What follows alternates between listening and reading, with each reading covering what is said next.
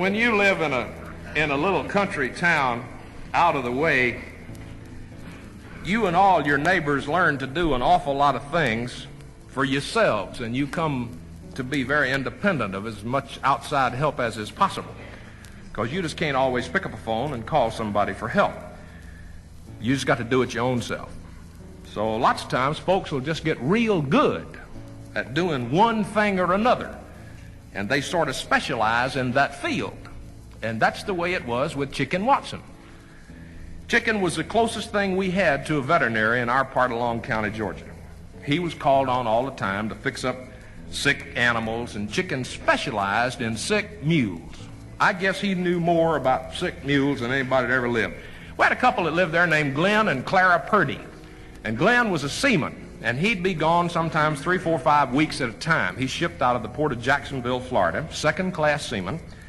And one summer, when Glenn was off on a trip somewhere, one of his most prized mules got out in the onion grass and sour weeds and just had himself a feast. He swole up like a balloon.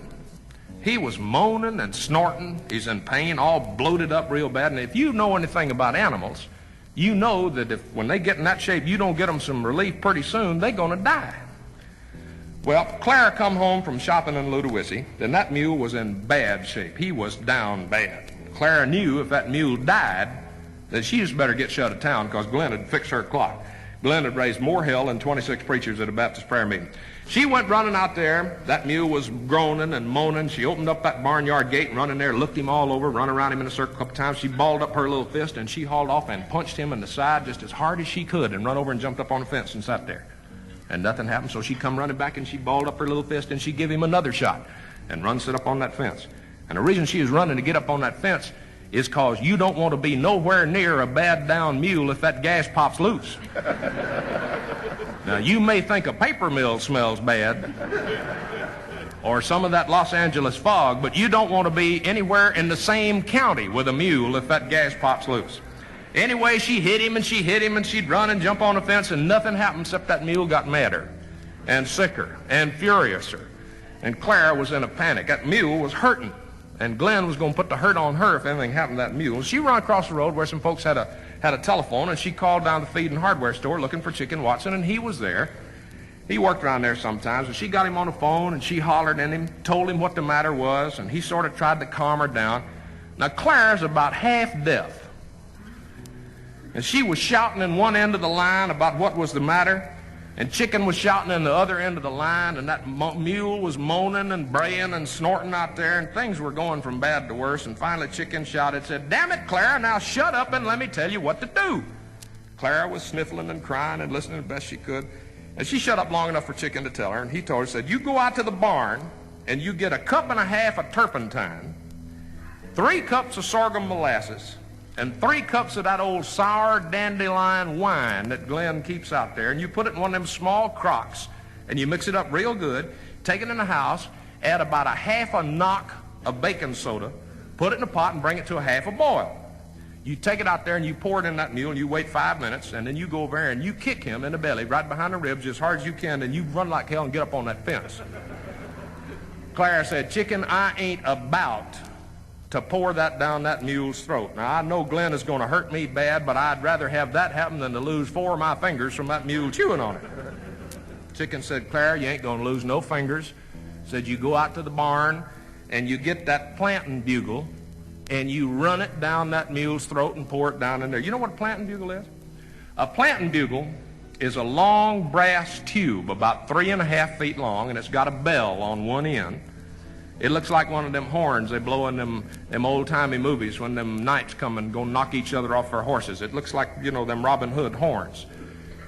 And you use it, you hold it in your left hand, and you put that sack of corn or seed on your shoulder, and you hunch that seed, and them seed will go down in that bell, and they come out 1 or 2 at a time, and it spaces your crop. It's a planting bugle. It's got a flared in, sort of a funnel at one end.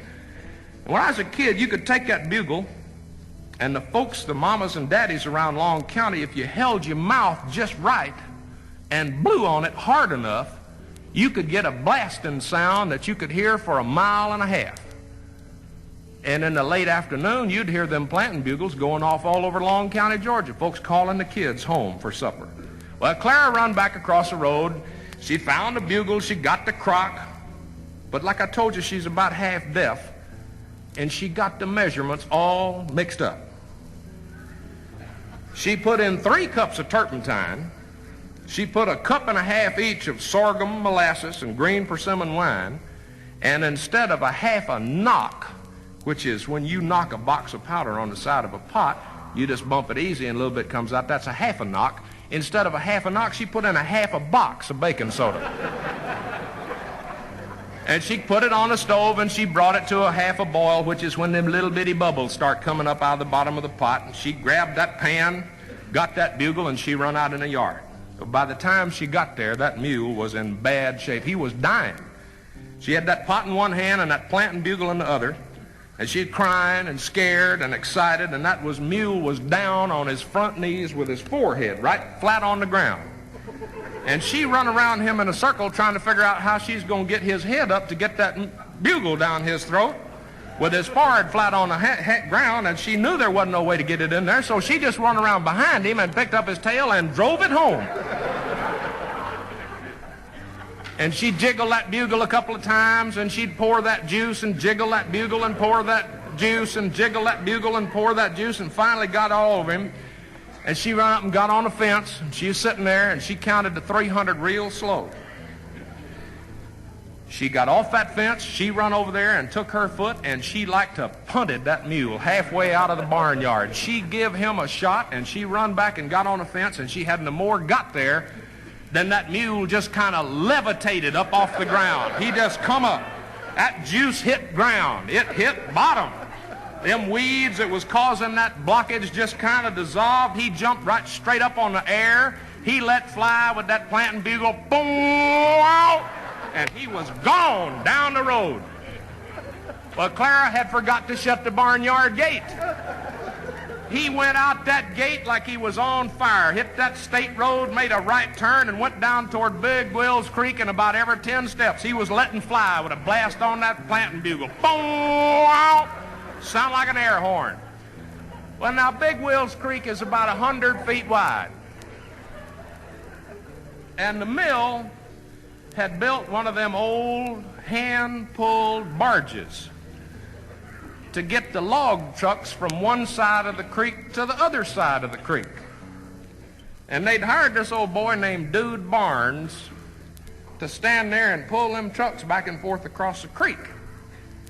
And Dude stayed in the little house right there on the bank of the creek, and when he'd hear one of them air horns, why, he'd go out there and he'd pull that old barge.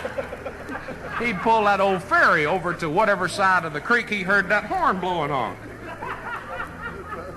Well, it was late on a Saturday afternoon, and he was about half squashed on that old pop skull whiskey, and it was hot, and he'd been sitting there in that old house, and he heard that bugle blowing.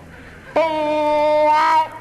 He run out there, and he started tugging on that barge, see? He was going to get it over there where that truck was coming, he thought. Well, meantime, there's a log truck coming in the other direction.